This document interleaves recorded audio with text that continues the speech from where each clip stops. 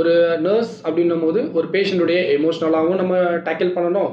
அவங்களுடைய ஃபீலிங்ஸாக இருக்கட்டும், இல்லை அவங்களுடைய ஏன்னா அவங்க வந்து ஒரு ஹாஸ்பிட்டலில் வந்துட்டாங்கன்னா அவங்களோட மென்டாலிட்டி எல்லாமே சேஞ்ச் ஆகிடும். ஓகேங்களா? ஒரு சின்ன குழந்தை மாதிரி ஆகிடுவாங்க சில பேர் ரொம்ப அக்ரெசிவ் ஆகிடுவாங்க.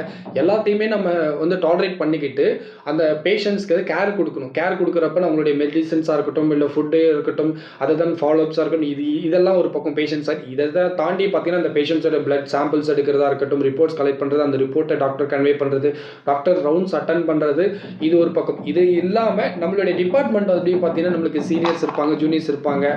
ஒரே டைமில் 2 கேஸ் 3 கேஸ் போடுவாங்க, 6 கேஸ் போடுவாங்க. அந்த மாதிரி ஏகப்பட்ட ஒர்க் இருக்குது. இன்னும் சிம்பிளாக சொல்லணும் அப்படின்னு பார்த்தீங்கன்னா நர்சிங் அப்படின்ற விதத்தில் ஒரு இடத்துல ஒரு யூனிட்டில் ஒரு நர்ஸ் இருக்காங்கன்னா அந்த யூனிட்டில் ஒரு கொசு வந்தாலும் அந்த நர்ஸை தான் கேட்பாங்க. ஒரு வந்தாலும், இல்லை ரெஸ்ட் ரூமில் தண்ணி வரல, எந்த ஒரு இஷ்யூவாக இருந்தாலும் அந்த யூனிட்குள்ளே பேஷண்ட்டை தாண்டி, பேஷண்ட்டுக்கு மட்டும் கிடையாது, ஓகேங்களா? எந்த ஒரு சின்ன அந்த ஒரு ஃப்ளோரில் தண்ணி கொட்டி கிடக்குனால நம்மளை தான் கேட்பாங்க, நர்ஸை தான் கேட்பாங்க. அப்போனா நர்ஸுடைய ஒர்க்கு வந்து எந்த அளவுக்கு இம்பார்ட்டன்ட் அப்படின்றத நீங்கள் புரிஞ்சுக்கோங்க.